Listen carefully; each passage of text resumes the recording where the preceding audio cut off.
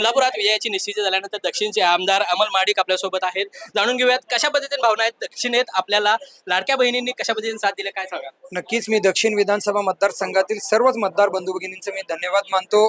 त्यांनी मला पुन्हा एकदा आपली सेवा करण्याची संधी दिली आहे. नक्कीच मला खात्री आहे की त्यांच्या विश्वासाला पात्र आम्ही सगळे मंडळी त्यांच्या उरलेल्या विषयासंदर्भात किंवा कामासंदर्भात काम करत आहोत.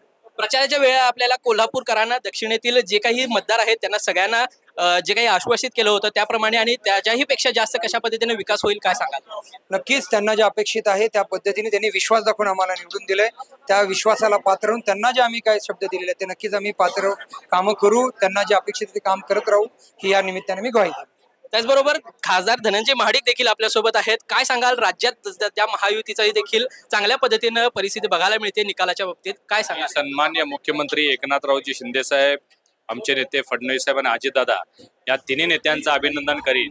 गेल्या 2-2.5 वर्षामध्ये महाराष्ट्रामध्ये एक शाश्वत विकास त्यांनी लोकांच्या समोर ठेवला. लोककल्याणकारी योजनांचा धूमधडाका, मुख्यमंत्री लाडकी बहीण योजना असेल, शेतकऱ्यांसाठी असेल, युवकांसाठी असेल, एवढ्या योजना आणल्या की आज महाराष्ट्रातल्या जनतेनं बहुसंख्येनं कौल आज महायुतीला दिलेला आहे. मी महाराष्ट्रातल्या जनतेचे सुद्धा मनपूर्वक आभार व्यक्त करीन की महाराष्ट्रामध्ये आज इतिहास घडलेला आहे. 250 पेक्षा जास्त जागा महायुतीला आणि 125 पेक्षा जास्त जागा फक्त एकट्या आमच्या भाजपला. हा खरं म्हणजे गेलेल्या 2.5 वर्षातल्या कार्यकाळाचा किंवा कामाची पोचपावती आहे असं मला वाटतं.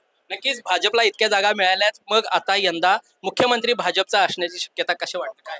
निश्चितच ज्या पद्धतीनं कौल जनतेनं दिलेला आहे, 125 पेक्षा जास्त जागा भाजपला मिळालेल्या आहेत. त्यामुळे मुख्यमंत्री हे देवेंद्र फडणवीस साहेबच शपथविधी घेतील याचा मला विश्वास आहे.